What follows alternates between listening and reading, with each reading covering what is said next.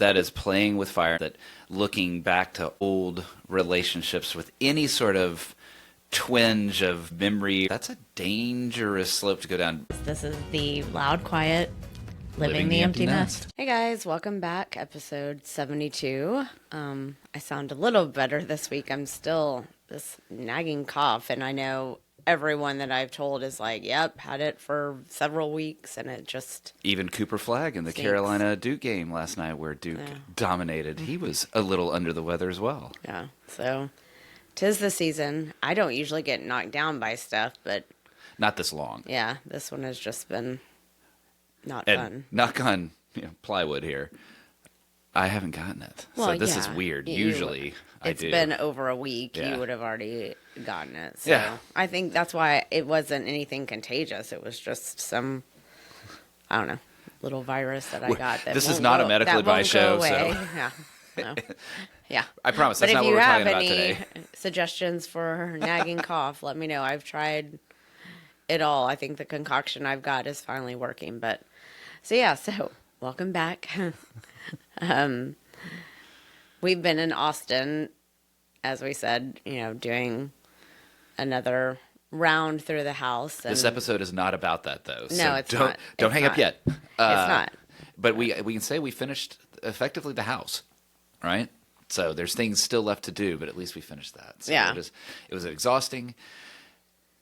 We're glad to be done with that phase. Mm-hmm. What did you say when we got back? We got home to the airport to our car, and we were because if you are traveling to Love Field in February, they're running a special on parking, and you said, "I'd like to just go on vacation." It seems like every trip we've been on lately has been Work of some sort, task-oriented. yeah. So, which, yes, but... We'll see.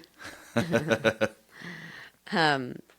in true fashion, when we are in Austin, we got a story from Nana that we had not heard. For those that are new to listening, or Nana is my grandmother who turned 100 years old in August of last year. And truly, every single time we go, I get a new piece of history from her. I'm mostly convinced that they're true pieces of history, that there's some confusion setting in, like anybody. Heck, there's confusion with me, and I'm in my 50s. I'm pretty confident that this story is real. There's confusion setting in for new stuff. Like, she gets you and Tanner confused. Absolutely. But the old stuff, no. She knows. I mean, There's been a couple that I've wondered about. Yeah. In general, though, I have, and certainly this one I have a high degree of confidence, and it inspired today's episode. We were sitting with Nana, and do you remember how we got into it? I'll tell the story, but do you even remember how we got into this conversation? we were talking about your dad because Nana's caretaker was asking, Jennifer was asking about if you were like your dad or what your dad was like. Because the pictures she had seen of him were all of his doctor pictures in his suit for medical things. And we were like, Oh, yeah, she thought he no. was very serious. She Senator- described him as a senator. Yes. tell we you. were like, no. Maybe a Roman senator Yeah. in the era of absolute craziness. No, he was certainly much more laid back. And those that don't know, my dad passed away unexpectedly in 2003, so he's not with us. And so these are, sometimes you just get into conversations. Well, because of that, Nana started telling us a story that, he'd grown up in Austin. He went to undergrad at UT and was at medical school in UT Southwestern. Well, while he was in high school, he had a long-term girlfriend, friend. It probably was all woven together. And I probably shouldn't say a name, so I just won't say a name. I'll use the Dear Abby style. We'll call her Molly. And it may have been through college, too. I believe that he likely did because she also went to UT. And when my dad went off to college... when he went to medical school, this girl, Molly's dad, was an ENT.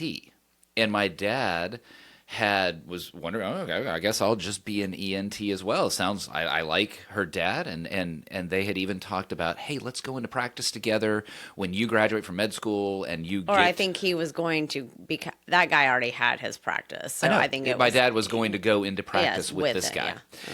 And it was all sort of set up that way.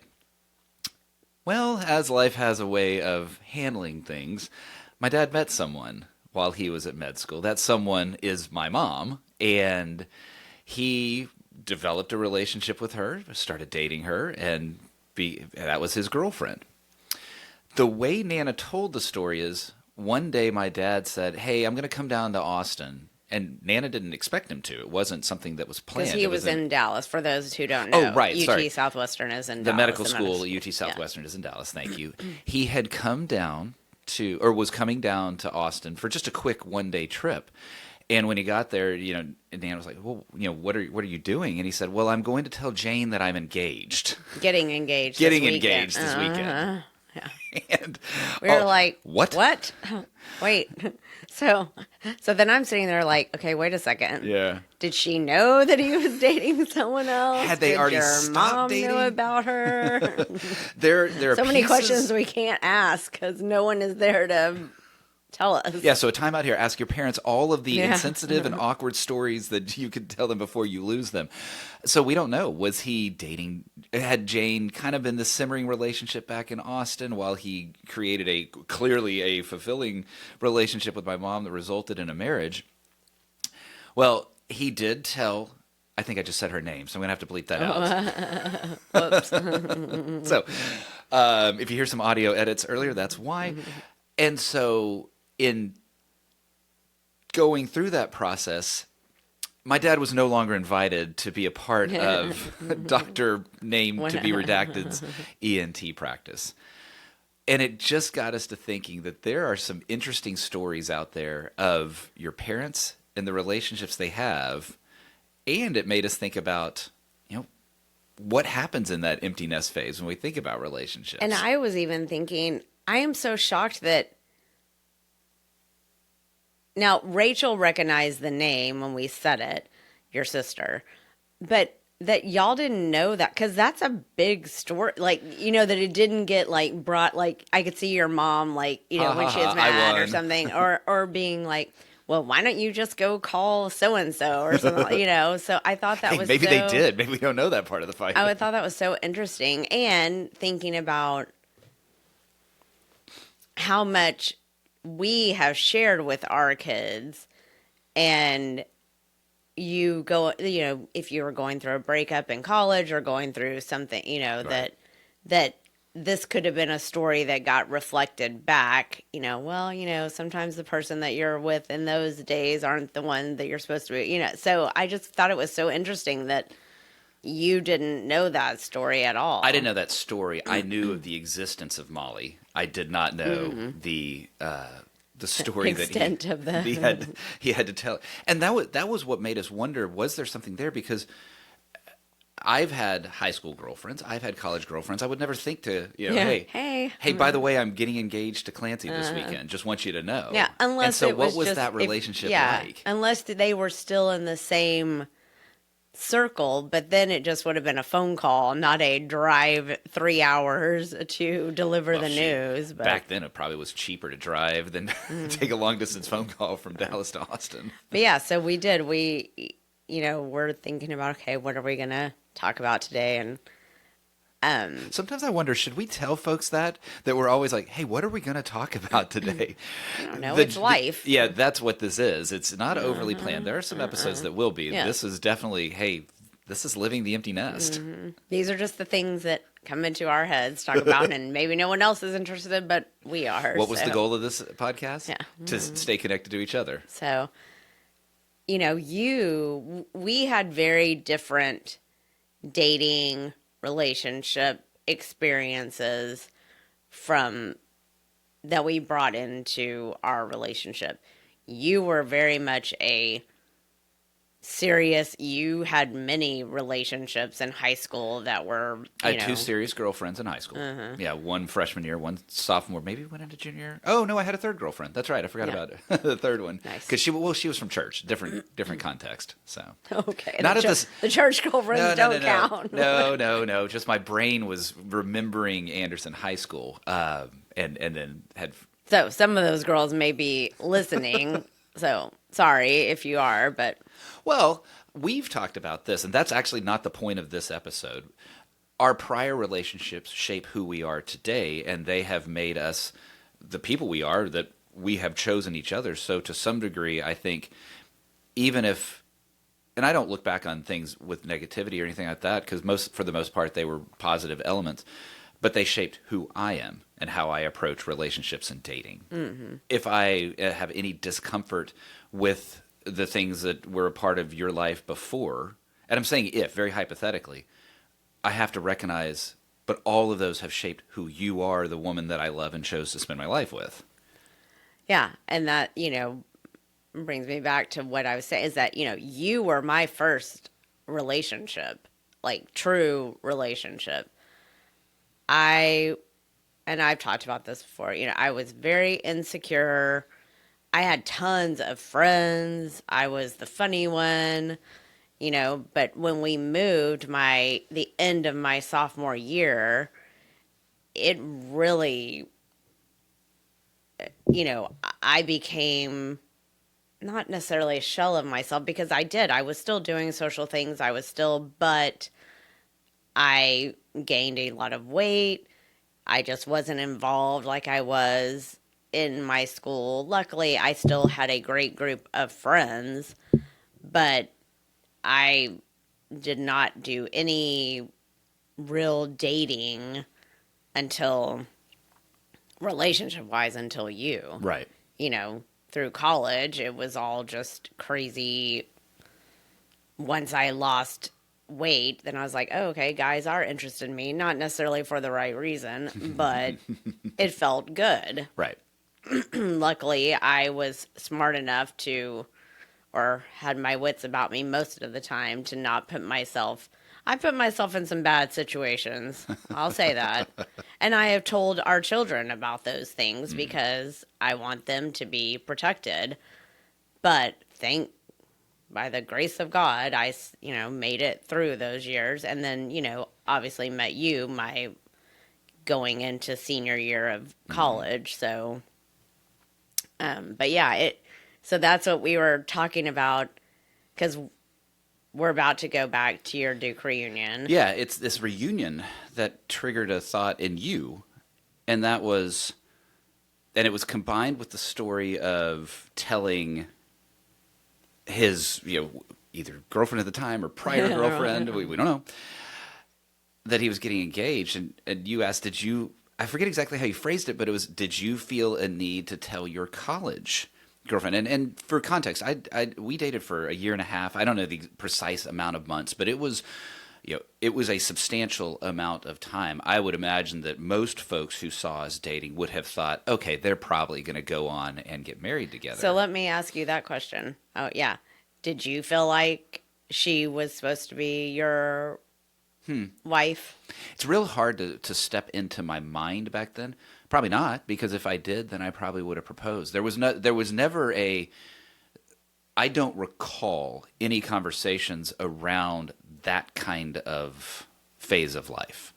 I guess Duke girls are different than Baylor girls, because the Baylor girls would have already had you locked down by your, that's an interesting point. And conversations would have been happening for sure by the probably, third date. And I was a Baylor girl. I didn't do that, but I know how. And there were some of my fraternity brothers and others that did meet their future spouses there in school, and some that I don't recall anybody getting engaged, but even shortly thereafter. Probably two elements played into that. One was we started our relationship our freshman year and carried it into our sophomore year, and I feel like into the junior year too. Man, this is really embarrassing that I don't remember the exact month, because it kind of blurs together. Heck, all that phase of life blurs together. Regardless, it was a substantial amount of time. However, it was at the earlier part of the college experience, not the junior, senior year kind of. So maybe it was one of those of just had that spirit of, we'll see where this goes and continue to see where it goes, and we're enjoying what it is inside of a committed relationship. And the breakup was certainly very sad. There were tears shed by both sides, but it wasn't one that was broken up with like deep malice. Mm-hmm. I think she came to our wedding. Yeah. No, and it wasn't a case of somebody cheating on the other or anything like that. Mm-hmm. I think it was just the relationship had run its course and it wasn't going anywhere. Yeah. And so to answer your question, did I think she was, quote, the one? Well, not with any precision, but I don't think that it was off the table until the point at which it was off the table, right? You know, realizing she's not the one. So, and her probably her probably understanding the same in reverse that I wasn't, and so the relationship is over. And I knew about her, but it was never a topic of discussion. Like, your mom was, oh, well, so and so, we loved her. There was never any of that. I've seen that happen, but there was never any of that. You're nice and all, but I don't remember know his how, other girlfriend? At that point, That would have been great. I don't know how much your parents even really met her, because It's a different world back then, right? There wasn't social media. Travel was not as easy as it at least feels now. She absolutely did come to Texas, but I want to say once. Yeah. I am sure that my parents met her, well, of course, and interacted with her when they would come to Duke. That happened once a year back then. Yeah. So, if Tegan or Tanner were dating somebody in college, we would have seen them once every 6 weeks, and it would have been a different kind of depth. So, no, my parents, I don't think, felt the deep connection there either. Yeah. But that's what we were talking about, because we are going back for your reunion. I was like, oh, I wonder if she'll be there, because I do remember meeting her at the first reunion. And I think y'all are Facebook friends. We're on Facebook, yeah. but I mean, the algorithm rarely serves any content Yeah. up, and same in LinkedIn as well. But, that's what we were discussing. I said, I obviously have no feelings of insecurity, no feelings of, what's going to happen if something were happen to us or whatever. But no, none of that. But I'm sure there are people out there that feel that way. And especially, we were talking about when Facebook came around, 16 years ago? How many ever years ago it's been? There were a lot of reconnections of people that, that was the one that got away. And, Right. It rekindled some of that in a safe place. But then some of those moved outside of the safe place. Well, I'd even submit that, and let's talk about that a little bit as well. But that idea of the safe place that's fire. That is playing with fire, and we hear about that a lot. That looking back to old relationships with any sort of twinge of memory or anything like that, that's a dangerous slope to go down. One reason is it just introduces that thought into your head. Better not even have that thought. The second is, what do we put on Facebook? Oh, yeah. Our best selves, our best lives, our most attractive to others' experience. So the grass is greener, not necessarily so true. Yeah. I with what you're saying about reunions, especially these. So this is my, what's the math? 25? I don't know. 30th? How old are you? It'll be the 30th. It'll be the 30th. Math is hard. And it being the empty nest. And we had an episode, callback for those that are joining us later, there was an episode that we did, I wish I remember the number, called Gray Divorce, and talked about how this phase of life is a really high-risk phase of life for divorce, with a term called gray divorce.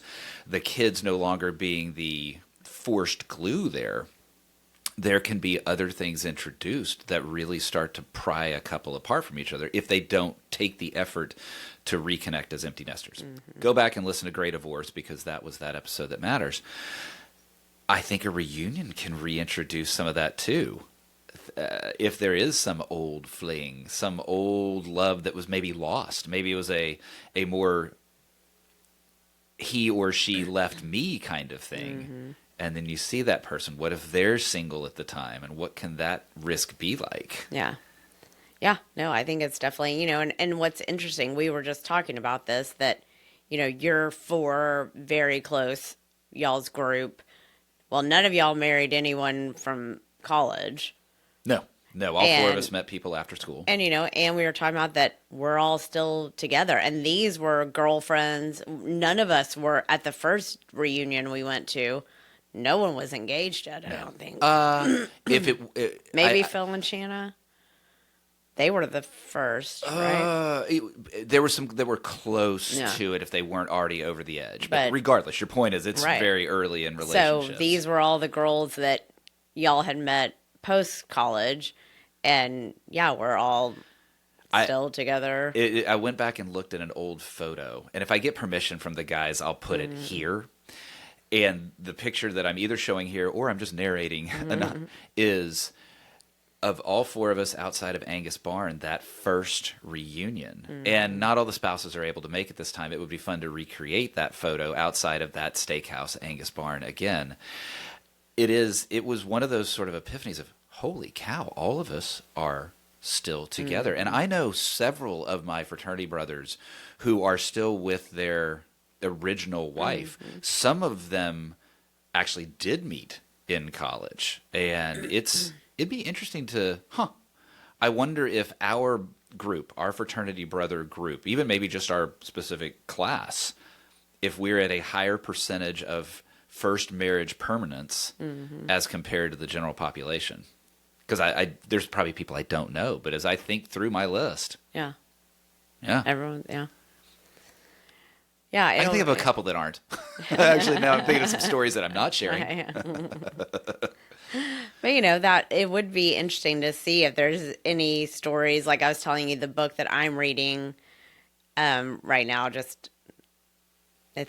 just a fiction, but the one of the characters in it, her husband has passed away, but this man has come back into her life that she's told her daughter. She said, I feel like he was the one that got away. And she said, I'm sorry to say that to you. And the daughter was like, Mom, you and Dad had a great relationship. Yeah. Y'all were, that doesn't hurt me.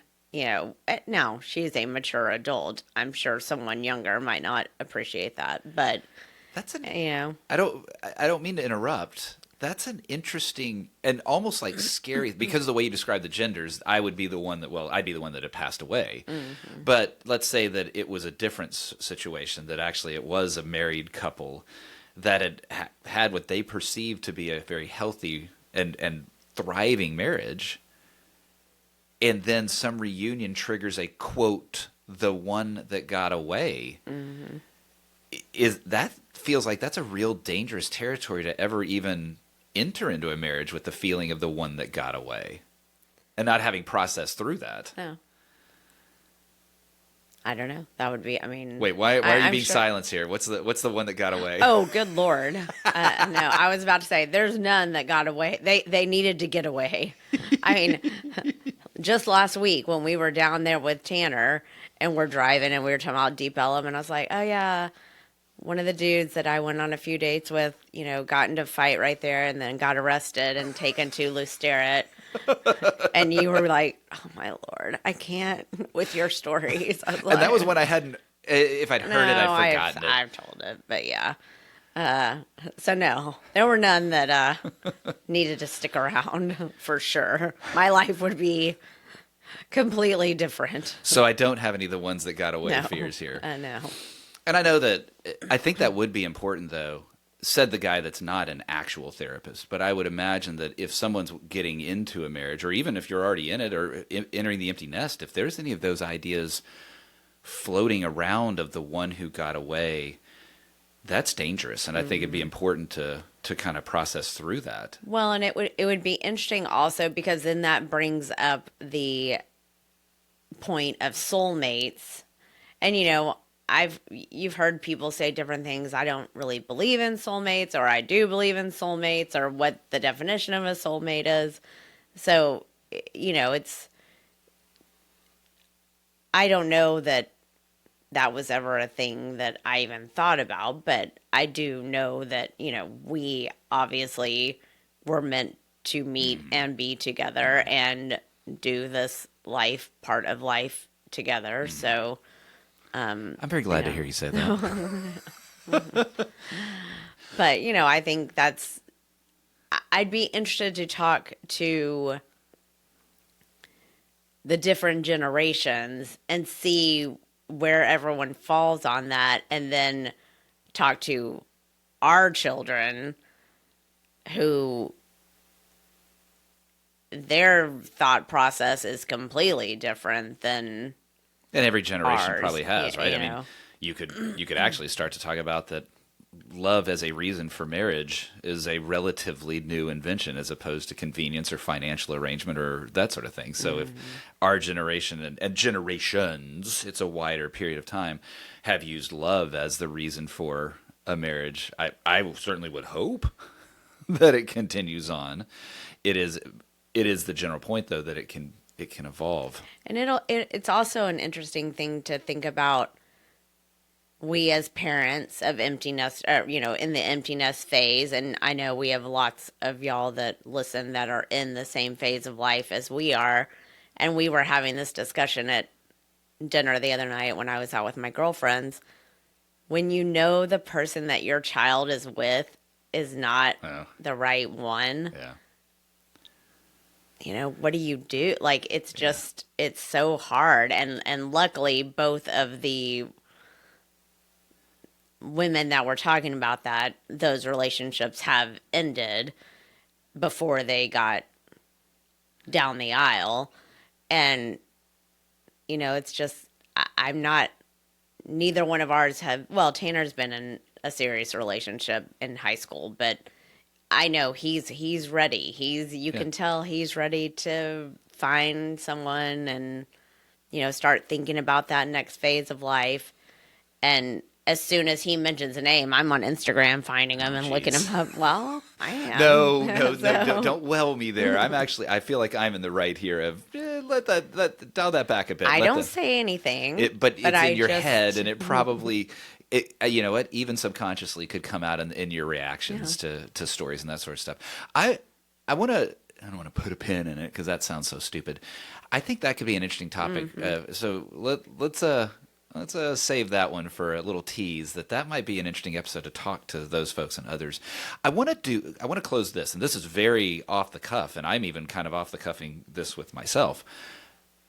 If someone is either starting to notice that old flame, kind of the one that got away vibe, or is the spouse of the one that is seeing some of that in the other, what are some tactical things that people should be doing to protect their empty nest marriage? Well, I think one thing is, and I know there are circumstances that this is not the case, but I think in, some cases if your marriage or relationship is falling apart, it's because you're not paying attention to each other. And so if someone is seeking out attention from someone else, from a former girlfriend, whatever, they're obviously not getting something from their spouse. Mm-hmm. And again, like I said, there are all circumstances that is not the case. But I think if you talk to most people who have been through that, they would say, yeah, we weren't connecting, or yeah, we weren't. So I think just stopping down and whatever you need to do at that point to figure out, okay, what am I not giving? What am I not getting? How can we? Yeah. No, I think, and it's scary, especially if a relationship has cooled, to have that conversation. That may be how you do individual therapy. And I use that word individual therapy maybe better than go talk to your friends, because there's a lot of friends with a lot of bad relationship advice out there. Yeah. Get rid of that lady. She doesn't care about you. That dude's worth, dump him. There was a whole phase in our I'd say mid-30s, like right when the kids were younger, but you could leave and go out. And that's when it seemed that the first round of divorces were starting to happen. And it was crazy how the women who were going through it were influencing the ones, if anyone said, so-and-so did this and it ticked me off. Oh, well, it's like they wanted you in their group and so yeah, it was a very interesting dynamic at that point. So that, the stop down and get real, actual, honest to God. And if you can do couples, great. If not, do individual. I'm going to go even more tactical here on this, and that is get off Facebook. Like, if you're feeling that, if I found myself tempted with another relationship or something like that, well, then stop looking at that person's profile, whether it's Instagram or otherwise. And that may be hard for folks. And it sounds like I'm on some big hill, like, oh, I would never, that sort of stuff. Well, I think that's what someone told us long ago, that the moment that you say, well, I would never do that, is the point at which you're probably the one that's most at risk. Yeah. These apps are real easy to delete. Real easy to delete. They're easy technologically to delete. They're really hard emotionally and addictionally because they are designed to addict us. Yeah. So that's what I would say is if you're even feeling that twinge, and I hope that doesn't come across so condescending high horse. I'm really trying to back away from that. Just I'd hate for someone to lose a relationship because they were looking at Facebook. These are things that I would hope that if you or I ever went down this path, which again, I'll just tell you, there's no one in my feed that I'm at all interested in. So. Sorry for those of you in the feed. Well, most of them are just my girlfriends although I did say, if you, God forbid something were to happen to you, I've already made plans for Ashley and I to move in, and something happened to her husband. We would move in together and just live as roommates for the rest of the time. But anyway, that's another story. Your non-romantic, non-sexual life partner. So I think these are just things that we would hope that each other would do if we ever got to that point, which I pray that never It's just happens. such a scary, slippery slope that feels so innocent to start with. And these devices are so that way. And so as we think about if there are folks going back to their 30th reunion right now that are starting to go look in their old freshman book and seeing who all was in there, and if there's that next thing of, oh, I wonder what she's up to, and you keep going down that path, that can be a very dangerous path, and check yourself. I mean, it's interesting, talking about reunions, my parents still go back to their high school reunions, and they have some crossover between their groups of people. And, if you know my mom, she's almost 80. She does not look 80 at all. Not at all. And, my dad says she always wins the award for, hasn't changed. And, he said, man, everyone is still just into your mom, and so it's funny listening to even that generation that is even probably dealing with some of that as well. Somebody trying to slide up there in Bunny's DMs. Yeah, in her DM. She wouldn't know how to answer a DM, so it's fine. My dad, not control. Yeah, my boy, dad, that sounds dark. I know. It's not my bad. dad does the Facebook stuff. Wait, that makes you sound old. Reset that sentence. My dad does the Facebook. He has their Facebook account, and he would be the one probably writing the response. So, yeah. Well, I hope that ending, maybe there is somebody listening that's kind of dabbling and cut it off. And there may be others that are, go back and listen to that Great Divorce one. And there may be others like us that are just eager to go back to the reunion. I hope that can be something kind of fun. It's going to be fun to reconnect with those guys. And I've even got the Loud Quiet idea that may come to fruition there. We'll see. Okay. We'll see. Yeah, and we'd like for y'all to, like and subscribe. We have a couple of really good episodes that'll be coming up in the next couple of weeks. We've got some guests, and so they'll be really interesting, and we'll probably do some big promotion for one of them. And you're going to see more guests. For those of you that are like, for the love of God, I can't stand Rick and Clancy talking anymore. Don't worry, we got some guests for you. Yeah. That'll be the ongoing evolution of the Loud Quiet, living the empty nest.